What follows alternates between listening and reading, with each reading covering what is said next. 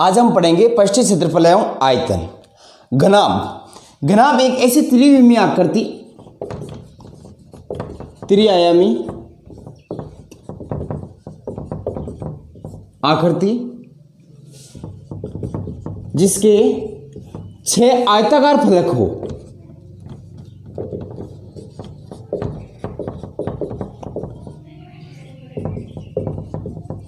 छह आयताकार फलक हो, क्या कहलाता है? घनाभ। जैसे हम लेते हैं, ये कोई एक बॉक्स है, बॉक्स जैसे एक घनाभ है जिसे 6 आयताकार फलक हैं, 1 2 3 4 और ये 2 ऊपर नीचे वाले 6 आयताकार फलक हैं। प्रत्येक आयताकार का हम क्षेत्रफल ले सकते हैं, किसी भी का अलग अलग रूप में आयताकार फलकों के क्षेत्रफल ले सकते हैं। जैसे आयताकार घनाभाकार पृष्ठ का संपूर्ण पृष्ठीय क्षेत्रफल, तो इसका संपूर्ण पृष्ठीय क्षेत्रफल लेंगे तो हम क्या लेंगे? 6 फलक है, तो 6 फलक में हम सर्वप्रथम लेते हैं 1 नंबर का। तो इसमें क्या है? आयताकार भाग है, ये इसकी लंबाई है और ये इसकी ऊंचाई है। तो हम सर्वप्रथम लेते हैं प्रथम फलक का, तो क्या आ जाएगा? लंबाई गुणा ऊंचाई प्लस दूसरा पृष्ठ लेते हैं। दूसरे पृष्ठ में क्या आया? ये इसकी चौड़ाई और इसकी ऊंचाई, तो चौड़ाई गुणा ऊंचाई प्लस तीसरा फलक है, वापस आया लंबाई इंटू ऊंचाई और चौथा फलक में वही है चौड़ाई गुणा ऊंचाई प्लस। अब बचे पांचों फलक ऊपर वाला, तो इसमें क्या क्या आ रहा है? एक तो लंबाई आ रही है और दूसरी इसकी चौड़ाई आ रही, तो क्या आ जाएगा? लंबाई गुणा चौड़ाई प्लस और ये छठा फलक, तो छठे फलक में क्या आ जाएगा? लंबाई गुणा चौड़ाई। तो अब इसको हम सरल करेंगे तो क्या आ जाएगा? हम लंबाई को L से व्यक्त करते हैं, ऊंचाई को S से और चौड़ाई को B से, तो क्या आ जाएगा? लंबाई इंटू ऊंचाई कितने बार आया हुआ है? लंबाई इंटू दो बार आया, यानी प्रत्येक दो आया, तो हम 2 कॉमन लेते हैं, तो क्या आ जाएगा? L गुणा H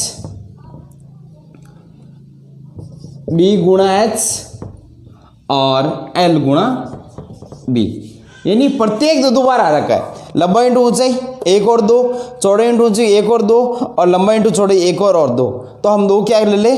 बार ले लिए। तो इसका संपूर्ण पृष्ठीय क्षेत्रफल क्या आ गया? 2 into L into H plus B into H plus L into B। अब हमें लेना है इसका आयतन। त्रिविमीय आयामों का आयतन लेने के लिए हम क्या करें? जैसे सर्वप्रथम इस आधार का क्षेत्रफल, किसी का आयतन लेंगे तो क्या लेंगे? आधार का क्षेत्रफल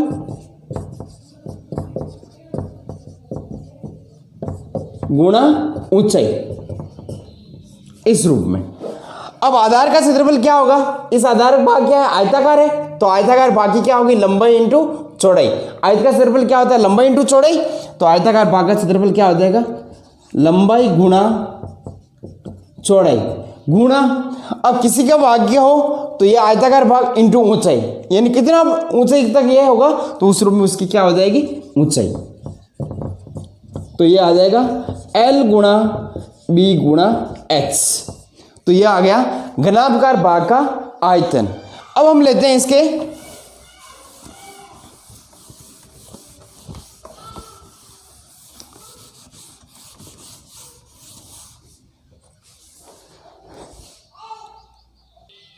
आगे है कमरे की चारों दीवारों का क्षेत्रफल। कोई भी माना कि कमरा है, कमरा की चारों दीवारों का क्षेत्रफल हम उसकी चारों दीवारें ही होगी। जैसे हम इसको लेते हैं, अब जैसे माना कि ये एक कमरे के रूप में है, तो कमरे की दीवारों में चारों दीवारों का क्षेत्रफल हमें कौन कौन से छोड़ना है? एक तो जो छत रहेगी और नीचे एक फर्श, यानी दोनों को हमें छोड़ते हुए चलना है। अब 4 दीवारें 1 2 3 और 4, चारों दीवारों में क्या क्या काम आ रहा है?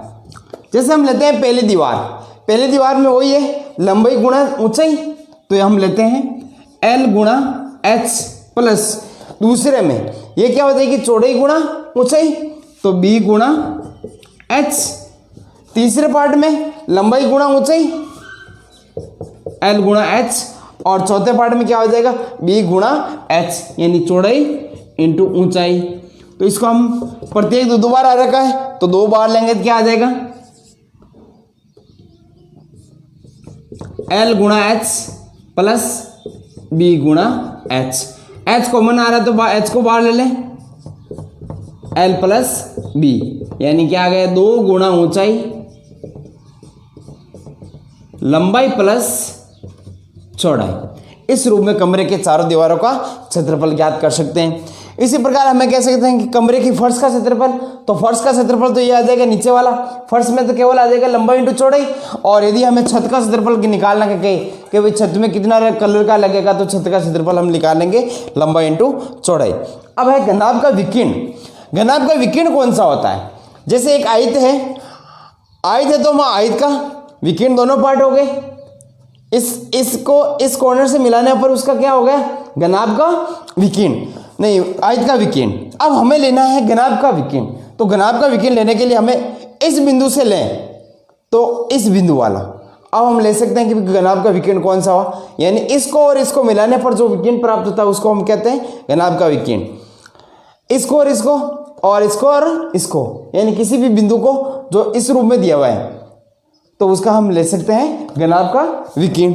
तो घनाभ का विकीर्ण क्या होता है? Root of L square plus B square plus H square. जैसे आयत का होता है root of L square plus B square, तो इसमें घनाभ एक ऊंचाई अतिरिक्त आती है, तो हो जाएगा root of L square plus B square plus H square. घन घन एक ऐसी त्रिविमीय आकृति, त्रिविमीय अर्थात त्रिविमीय यानी तीनों दिशाओं में त्रिविमीय आकृति, जिसके सभी 6 फलक 6 फलक बराबर होते हैं तथा प्रत्येक फलक वर्गाकार होता है। क्या कहलाता है? घन कहलाता है। जैसे घनाभ की आकृति थी, हमने इसको बताया था घनाभ के रूप में। यदि घनाभ में जैसे यहाँ पर आयताकार था, तो यदि सारे के सारे वर्ग के रूप में यानी सभी लंबाई चौड़ाई और ऊंचाई बराबर हो, तो वो क्या कहलाता है? घन कहलाता है। घन के संपूर्ण पृष्ठीय क्षेत्रफल, घन के अंदर कितने होते हैं? 6 पृष्ठ होते हैं। अब प्रत्येक पृष्ठ किस रूप में होता है? एक वर्ग के रूप में। तो वर्ग का क्षेत्रफल क्या होता है? 6 इंटू एक वर्गाकार फलक का क्षेत्रफल, तो क्या आ जाएगा? 6 गुणा, माना कि उसकी भुजा की लंबाई L हो, A हो, तो क्या हो जाएगा? 6 इंटू L स्क्वायर, यानी 6L स्क्वायर। इसी प्रकार है घन के, यानी कमरे की चारों, घनाकार कमरा है तो उसको उसकी चारों दीवारों का क्षेत्रफल क्या हो जाएगा? यानी उसके 4 फलक है, चारों फलक घनाकार हैं, तो 4 गुणा L स्क्वायर सीधे वे में। अब है घन का आयतन। घनाभ का आयतन क्या था हमारे पास? L into B into H. हमारे पास सभी भुजाएं बराबर है, तो क्या हो जाएगा? L into L into L, यानी क्या हो जाएगा? L cube. तो घन का आयतन क्या हो गया? L cube. घन का विकीर्ण, घनाभ का विकीर्ण क्या था हमारे पास? Root of L square plus B square plus H square. अब तीनों में हम L स्क्वायर ही रखें तो क्या आ जाएगा? Root of 3L square. तो हम क्या लिख सकते हैं? रूट 3L स्क्वायर का क्या हो जाएगा? L।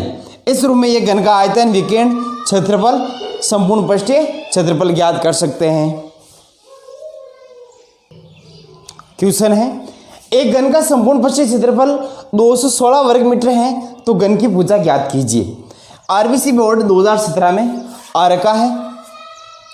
घन का संपूर्ण पृष्ठीय क्षेत्रफल दे रखा है 216। तो घन का संपूर्ण पृष्ठीय क्षेत्रफल क्या था? 6 इंटू L स्क्वायर, जहां L का एक भुजा है, तो 6L स्क्वायर का मान का कितना दे रखा है? 216। L स्क्वायर बराबर कितना आ जाएगा? 216 बटा 6। तो 216 में 6 की भाग देंगे तो क्या आ जाएगा? 6 3 18 और 3 6 36।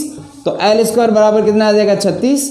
L बराबर हो जाएगा √36 बराबर 6 मीटर। तो हमें क्या ज्ञात करना का बोला था, उसकी घन की भुजा ज्ञात कीजिए, तो क्या आ जाएगा 6 मीटर। बेलन, बेलन एक ऐसी त्रिआयामी आकृति, त्रिआयामी आकृति जो दो वर्त व एक आयताकार वक्र पृष्ठ से बनी होती है। अर्थात बेलन एक ऐसी त्रिआयामी आकृति है जिसके दोनों तरफ, जैसे माना कि एक गिलास के रूप में है, ये माना कि बंद आकृति है जिसका वक्र पृष्ठ तो एक आयताकार वक्र के रूप में होता है तथा इसके दोनों आधार एक वर्त के रूप में होते हैं, यानी समान त्रिज्या के दो वर्त होते हैं तथा उसका पार्श्व पृष्ठ क्या होता है, वक्राकार। तो ऐसी आकृति को हम क्या कहते हैं, बेलन कहते हैं। जैसे हम लेते हैं बेलन का संपूर्ण पृष्ठीय क्षेत्रफल, बेलन का संपूर्ण पृष्ठीय क्षेत्रफल और बेलन का वक्र पृष्ठीय क्षेत्रफल।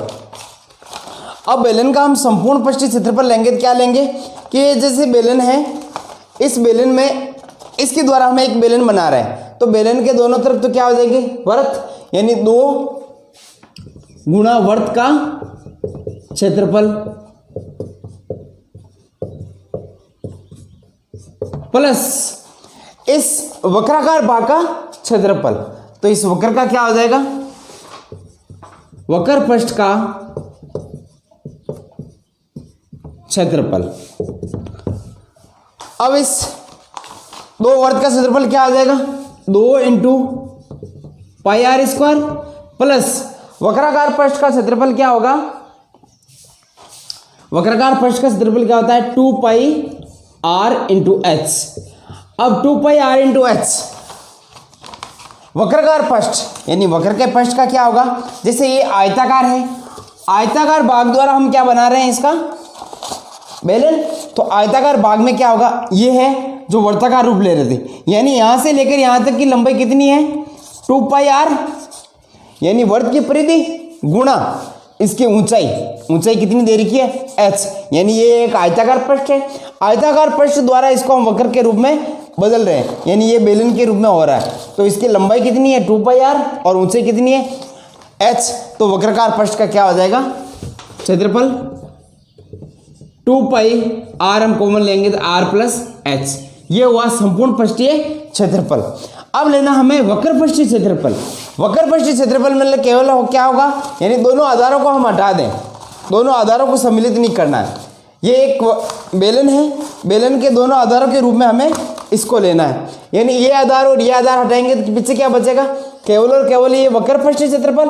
तो वक्र पृष्ठ में हमने क्या बताया था, इसकी लंबाई ये और चौड़ाई ये, तो लंबाई क्या है 2πr और ऊंचाई क्या है इसकी h। तो इसका संपूर्ण पृष्ठीय क्षेत्रफल क्या, वक्र पृष्ठीय क्षेत्रफल क्या आ जाएगा, 2πrh, यानी ये तो इसकी लंबाई होगी और ये इसकी ऊंचाई, यानी लंबाई इंटू चौड़ाई, तो चौड़ाई के रूप में ऊंचाई ले रही है और लंबाई इसकी वर्त की परिधि, यानी 2πrh। अब है बेलन का आयतन। बेलन का आयतन के लिए हमने क्या कहा था, किसी का भी त्रिविमीय आकृति का आयतन लेते हैं तो आधार का क्षेत्रफल, आधार का क्षेत्रफल गुणा उसकी ऊंचाई। तो यहां पर आधार का क्षेत्रफल क्या है, आधार क्या है, एक वर्ताकार है, तो वर्त का क्षेत्रफल क्या होगा, πr² इंटू ऊंचाई क्या हो जाएगी, πr²h। इस रूप में उसकी ऊंचाई हो जाएगी। तो बेलन का आयतन क्या होगा, πr²h। बेलन के आधार का क्षेत्रफल, कोई भी बेलन दिया हुआ है, बेलन के आधार का क्षेत्रफल, यानी बेलन है। अब जैसे ये बेलन है तो बेलन का आधार क्या है, वर्ताकार है, इस रूप में ले या इस रूप में ले, तो बेलन का क्या है, आधार क्या है, एक वर्ताकार रूप में है, तो बेलन का आधार का क्षेत्रफल क्या हो जाएगा, πr²। अब एक खोखला बेलन का संपूर्ण पृष्ठीय क्षेत्रफल। खोखला बेलन अर्थात जैसे हम एक गिलास को ले रहे हैं, गिलास अंदर से खोखली है, अर्थात इसकी बाह्य त्रिज्या अलग है और अंदर की त्रिज्या अलग है। माना कि किसी खोखले बेलन की बाह्य त्रिज्या r1 है और अंदर की त्रिज्या r2 हो, तो इसका संपूर्ण पृष्ठीय क्षेत्रफल हमने बेलन का संपूर्ण पृष्ठीय क्षेत्रफल क्या लिया था, 2 pi R H plus 2 pi R square, इसी रूप में लिया था। अब यहाँ पर हमें बाहर और अंदर अलग अलग दे रखे, तो दोनों को अंदर अंदर अलग अलग लेना है। तो क्या आ जाएगा, 2 पाई r1 का स्क्वायर माइनस r2 का स्क्वायर, क्योंकि बीच में से खोखली है, प्लस यानी जहां r स्क्वायर आ रहा है उसके स्थान पर क्या आ जाएगा, r1 का स्क्वायर माइनस r2 का स्क्वायर। अब है इसका संपूर्ण, इसका पृष्ठ वक्र पृष्ठीय क्षेत्रफल। वक्र पृष्ठ में क्या आ रहा है, ये बाह्य का वक्र पृष्ठीय अलग आ रहा है और अंदर वाला का वक्र पृष्ठीय अलग आ रहा है। इसका मतलब r1 और r2 दोनों जुड़ेगी, तो क्या आ जाएगा 2 पाई h गुणा r1 प्लस r2। तो ये हो जाएगा 2 पाई r1 का स्क्वायर माइनस r2 का स्क्वायर प्लस 2 पाई h r1 प्लस, यानी इस रूप में ये संपूर्ण पृष्ठीय क्षेत्रफल हो जाएगा। इसी प्रकार एक खोखले बेलन का आयतन, तो बेलन का आयतन क्या लिया था, बेलन का आयतन था pi R square H, pi R square H. तो यहाँ पर खोखला बेलन है, खोखला बेलन के लिए दोनों में बाह्य त्रिज्या r1 और अंदर की त्रिज्या क्या थी, r2 थी। तो हम ले सकते हैं कि पाई आर स्क्वायर एच में, तो पाई इंटू एच, ऊंचाई तो उनकी सेम ही रहेगी, आर स्क्वायर के स्थान पर क्या आ जाएगा, r1 का स्क्वायर माइनस r2 का स्क्वायर। इस वे में हमें इसका ध्यान में रखना है।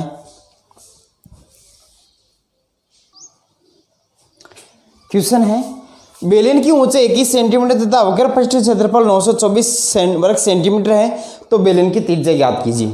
आरबीसी बोर्ड में आ रखा है। एक बेलन है, बेलन की ऊंचाई दे रखी है हमारे पास, ये माना कि एक बेलन है, बेलन की ऊंचाई दे रखी है 21 सेंटीमीटर, त्रिज्या r है, इसका मान ज्ञात करना है। वक्र पृष्ठीय क्षेत्रफल दे रखा है, वक्र पृष्ठीय क्षेत्रफल बराबर क्या होता है, 2 पाई आर एच। तो 2 पाई आर एच बराबर दे रखा है 924 वर्ग सेंटीमीटर। तो 2 गुणा, हमें किसका मान निकालना है, r का मान निकालना है, तो r बराबर क्या आ जाएगा 924 बटा 2 पाई h। तो r बराबर 924 बटा 2 गुणा 22 बटे 7 इंटू h का मान कितना है 21 सेंटीमीटर।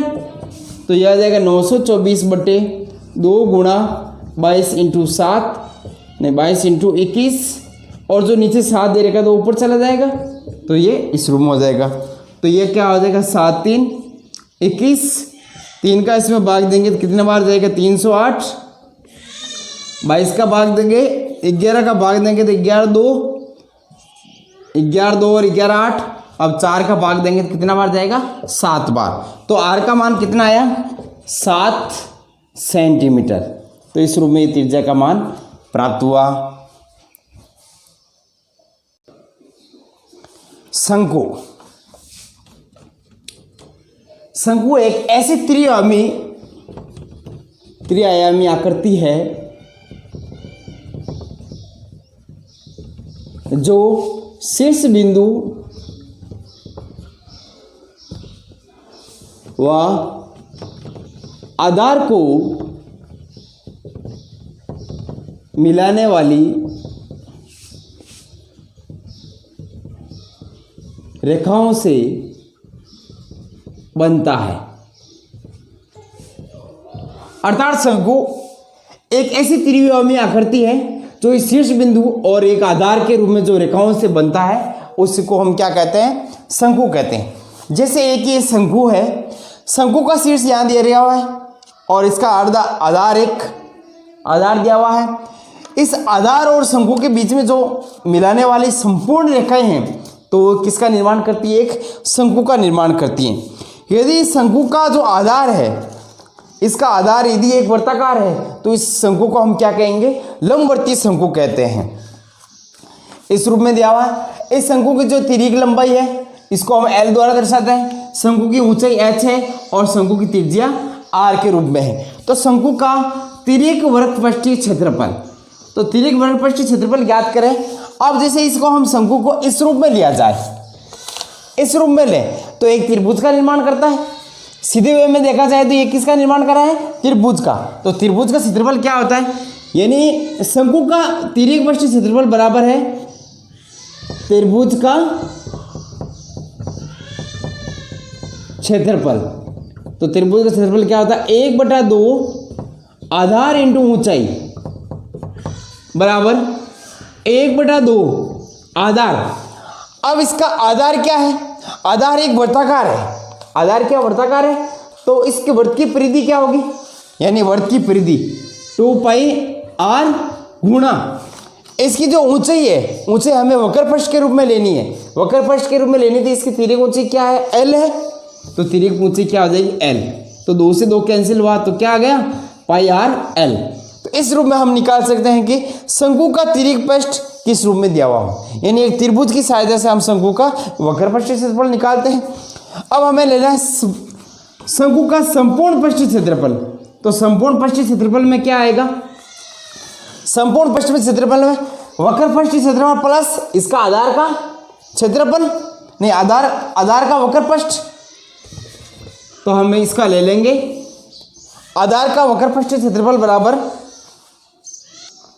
तो शंकु का संपूर्ण पृष्ठ क्षेत्रफल हो जाएगा इसका वक्र पृष्ठ का क्षेत्रफल, वक्र पृष्ठ का क्षेत्रफल प्लस आधार का क्षेत्रफल, आधार का क्षेत्रफल। वक्र का पृष्ठ का क्षेत्रफल हमने क्या निकाला πr/l प्लस आधार वर्ताकार है तो वर्त का क्षेत्रफल क्या हो जाएगा πr²। तो πr कॉमन लेंगे तो क्या बचेगा r+l। तो इसका ये हो गया संपूर्ण पृष्ठ क्षेत्रफल। आयतन, आयतन क्या होगा, आधार का क्षेत्रफल, आधार का क्षेत्रफल गुणा उसकी ऊंचाई। तो क्या हो जाएगा आधार का क्षेत्रफल πr² इंटू ऊंचाई कितनी हो जाएगी h, तो ये हो जाएगा πr²h। अब हमारे पास इसका आयतन चाहिए हमें शंकु का, ये होता है बेलन का।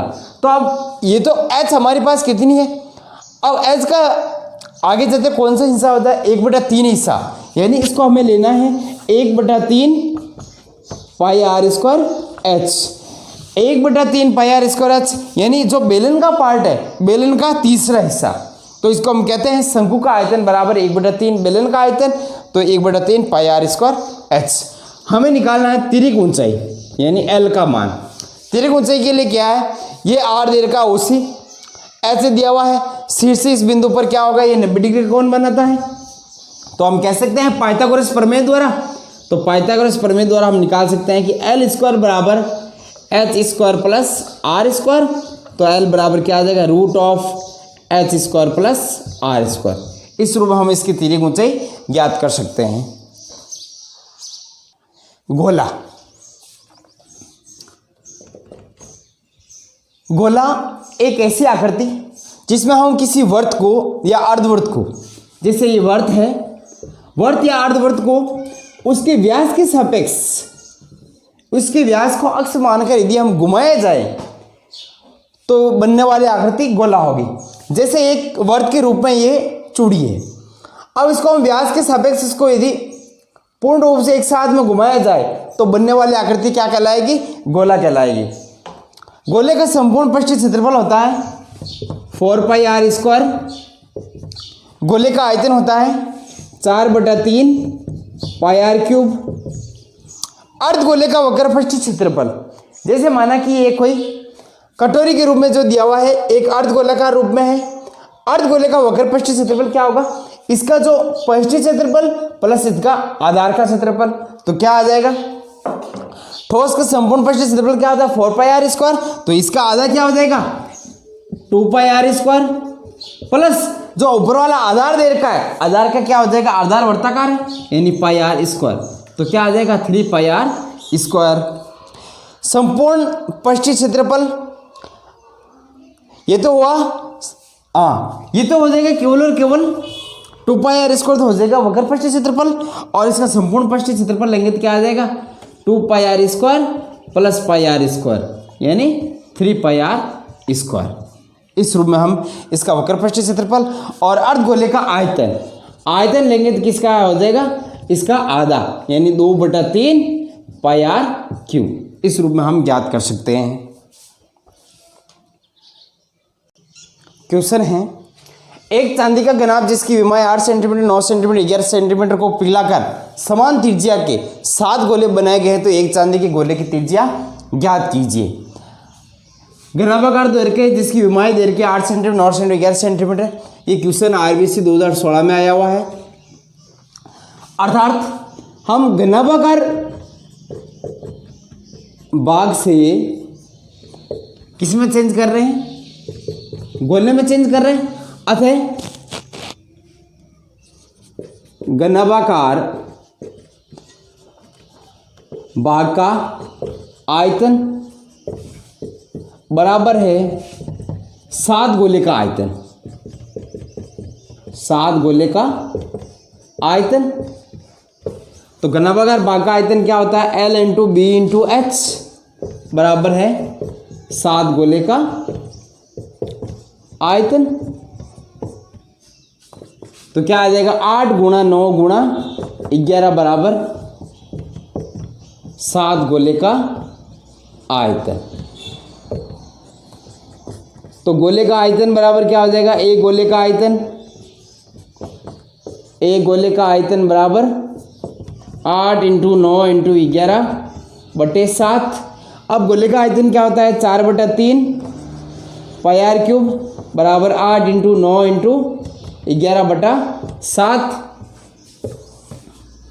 तो पाई आर क्यूब बराबर, बाकी सबको उस तरफ भेज दे, तो 8 इंटू 9 इंटू 11 बटे 7 गुणा 4/3, तो 3 उल्टा हो जाएगा, 3/4 बटा पाई, पाई का मान कितना हो जाएगा 22/7। तो आर क्यूब बराबर, ये 7 से ये 7 तो कैंसिल हो जाएंगे, ये 4 दूना 8, 11 दूना 22, 2 से 2 कैंसिल, 9 × 27, यानी आर क्यूब बराबर आया 27। तो आर बराबर 27 की घात 1/3 अर्थात 3 सेंटीमीटर, यानी एक गोले की त्रिज्या के बराबर कितनी आ गई, 3 सेंटीमीटर। क्वेश्चन है, एक रोलर की लंबाई 2.5 मीटर व व्यास 1.4 मीटर है, तो 10 चक्कर लगाने में रोलर कितना क्षेत्र समतल करेगा। आरबीसी 2019 और 2017 में क्वेश्चन पूछा हुआ है। तो रोलर की लंबाई दे रखी है, व्यास कितना देर का है, 1.4 देर का है, तो त्रिज्या कितनी होगी रोलर की 0.7। रोलर की लंबाई दे रखी है, रोलर की लंबाई 2.5 मीटर, अर्थात रोलर की लंबाई, रोलर किस रूप में होता है, बेलनाकार रूप में होता है, जैसा इस रूप में है तो इसी रूप में रोलर होता है। तो रोलर की जो ये हम बेलन की जो ऊंचाई लेते हैं h, तो ये इसके रूप में क्या हो जाएगी, इसकी लंबाई हो जाएगी, और ये तो है ये आर के रूप में। तो एक चक्कर यानी रोलर द्वारा एक चक्कर लगाने में तय दूरी बराबर रोलर का वक्रपृष्ठ क्षेत्रफल। तो क्या आ जाएगा 2 पाई आर एच, यानी 2 गुणा 22/7 इंटू 0.7 इंटू क्या आ जाएगी 2.5। पॉइंट को हटाया जाए तो 2 इंटू 22/7 7/10 और 25/10, तो 7 से 7 कैंसिल हुआ। अब इसको सरल करेंगे तो क्या आ जाएगा 25 × 50, 50 गुणा 22/100, 22×5 कितना हो जाएगा 110/100, तो क्या आ जाएगा 11, यानी 11 वर्ग मीटर। एक चक्कर कितना लगाता है 11 वर्ग मीटर। हमें पूरे चक्कर कितने लगाने 10 चक्कर, तो 10 चक्कर के क्या हो जाएगा 11 गुणा 10, यानी 110 वर्ग मीटर में वो समतल करेगा। क्वेश्चन है, अर्धगोले की त्रिज्या 7 सेंटीमीटर दे रखा है, तो उसका संपूर्ण पृष्ठ क्षेत्रफल ज्ञात कीजिए। ये आरबीसी बोर्ड 2019 में आ रखा है। तो आर बराबर कितनी देर की है 7 सेंटीमीटर। तो अर्धगोले का संपूर्ण पृष्ठीय क्षेत्रफल बराबर क्या होता है 3πr²। तो 3 गुणा पाई का मान 22/7 इंटू r² का मान क्या आ जाएगा 7 का स्क्वायर यानी 7 इंटू 7। एक साथ कैंसिल हो जाएगा तो क्या आ जाएगा 21 इंटू 7 3 21 21 इंटू 22। तो ये आ जाएगा 2 4 2 2 4 6 और ये देगा 462 वर्ग सेंटीमीटर। इस रूप में ये प्राप्त हो जाएगा।